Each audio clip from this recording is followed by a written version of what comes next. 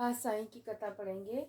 रमा बहन साईं श्री साईं बाबा व्रत कथा। रमा बहन उनके पति दीपक एक बड़े नगर में रहते थे।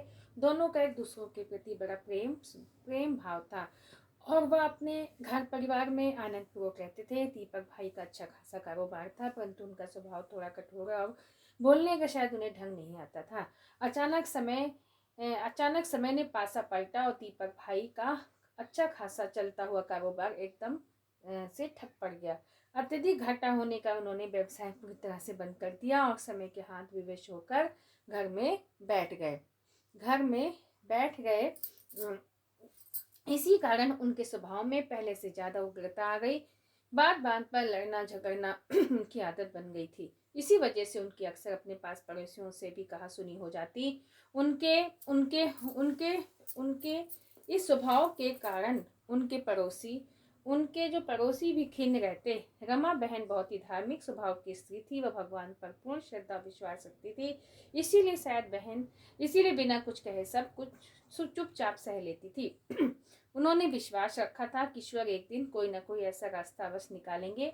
एक दिन दोपहर का समय रमा बहन के घर पर एक वृद्ध साधु महाराज दरवाजे पर आए।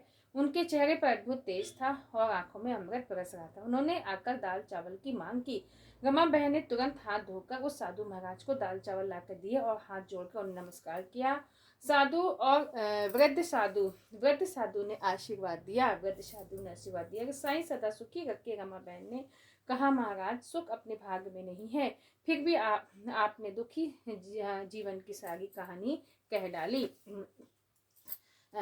तब साधु महाराज ने रमा बहन के दुखों को दूर करने हेतु उन्हें श्री साईं बाबा के 9 गुरुवार के व्रत करने के बारे में बताया। उन्होंने बताया कि मन्नत मांगकर 9 गुरुवार को व्रत करना, एक समय फलाहार भोजन करना, संभव हो सके तो 9 गुरुवार साईं मंदिर में जाकर साईं के दर्शन करना व घर पर साईं बाबा की 9 गुरुवार विधि को पूजा करना, विधिवत उद्यापन करना, गरीबों को भोजन करना, श्री साईं व्रत कथा को 5, 7, 11, 21 या 51 या 101 पुस्तकें भेंट करना, जिससे साईं बाबा की महिमा का प्रचार प्रसार हो सके।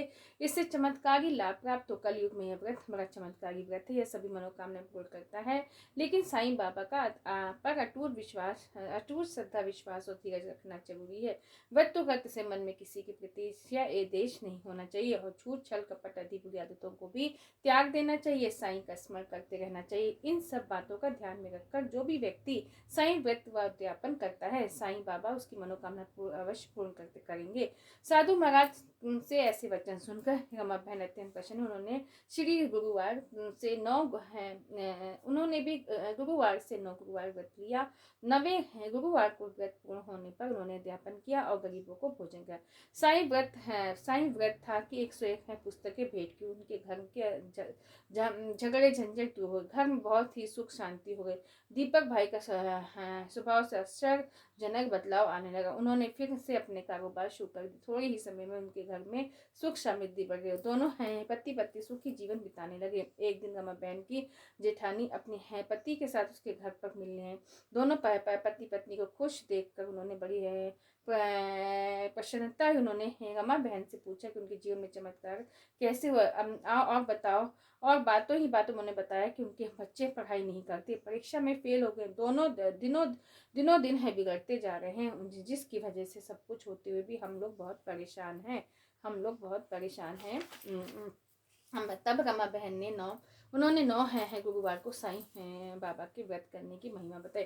साईं बाबा की भक्ति से सच्ची तरह से पढ़ पाएंगे और कहना भी मानेंगे, लेकिन इस सब के लिए साईं बाबा पर पूर्ण श्रद्धा और विश्वास रखना जरूरी है। साईं सबकी सहायता करते हैं। उन्होंने रमा बहन से व्रत उद्यापन की विधि बताने को कहा। रमा बहन ने 9 गुरुवार तक व्रत करने संभव हो तो साईं मंदिर में जाकर साईं दर्शन की जाने को कहा और यह बताया कि यह व्रत स्त्री पुरुष और बच्चे सभी कर सकते हैं। 9 गुरुवार साईं बाबा की फोटो तथा सिद्ध यंत्र को पूजा करना, फूल चढ़ाना, दीपक अगरबत्ती आदि प्रसाद चढ़ाना, योग साईं बाबा का स्मरण करना, आरती करना आदि विधि बताई। साईं व्रत कथा, साईं स्मरण, साईं चालीसा, कवच, साईं बावनी, साईं 108 नाम माला आदि का पाठ करना। 9वें गुरुवार को उद्यापन करना, यथाशक्ति साईं व्रत कथा की पुस्तकें पास पड़ोस मित्रों सगे संबंधियों को भेंट करना। उनकी जेठानी यह सब सुन बहुत प्रसन्न हुई। उन्होंने भी अपने घर जाकर पूर्ण श्रद्धा विश्वास से 9 गुरुवार को व्रत किया, जिसका परिणाम यह हो कि बच्चे तरह मन लगाकर पढ़ने लगे, सभी को कहा मानते थे। घर के छोटे मोटे कामों से भी हाथ पे रहकर परीक्षा पर होने पर उन्होंने कक्षा में फर्स्ट आए। अब तो यह उन्होंने अपने मोहल्ले पड़ोसी में दुखी लोगों को साईं बाबा की चमत्कारी व्रत का महात्म बताने लगी, जिसके फल से उनकी सहेली की बेटी, जिसकी उम्र ज़्यादा होती जा रही थी, बहुत अच्छी जगह शादी साईं व्रत रखने से होगी। एक पड़ोसी जिनके पति गंभीर रूप से बीमार थे, वह भी साईं व्रत की कृपा से अब स्वस्थ हो गए और भी अनेक अद्भुत चमत्कार हुए थे। रमा बहन ने कहा कि साईं बाबा की महिमा महान है। हे साईं बाबा, आप जैसे आप लोगों को प्रसन्न होते आप अपनी कृपा करते हैं, वैसे हम पर प्रसन्न हो और अपनी कृपा करना। जो भी इस कथा को पढ़े और उसके उनके सभी मनोरथ पूर्ण हो। बोलो साईं बाबा की जय। साईं बाबा की जय। साईं बाबा की कथा हो गई। अब मैं आपको साईं की आरती करती हूँ।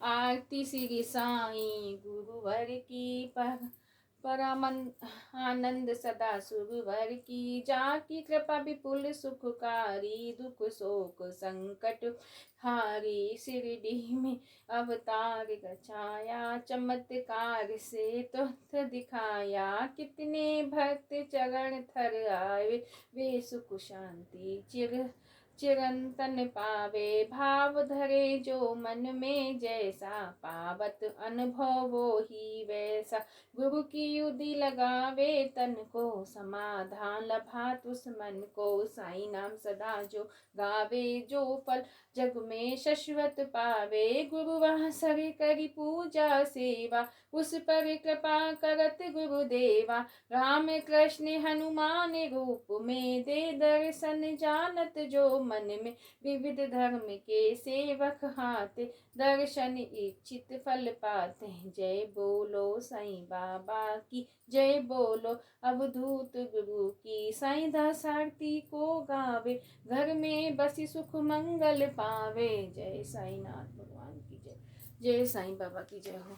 जय साईं नाथ की जय हो। अब हम जय साईं नाथ, जय साईं बाबा, जय साईं नाथ, जय साईं बाबा की जय हो। जय साईं नाथ की जय हो।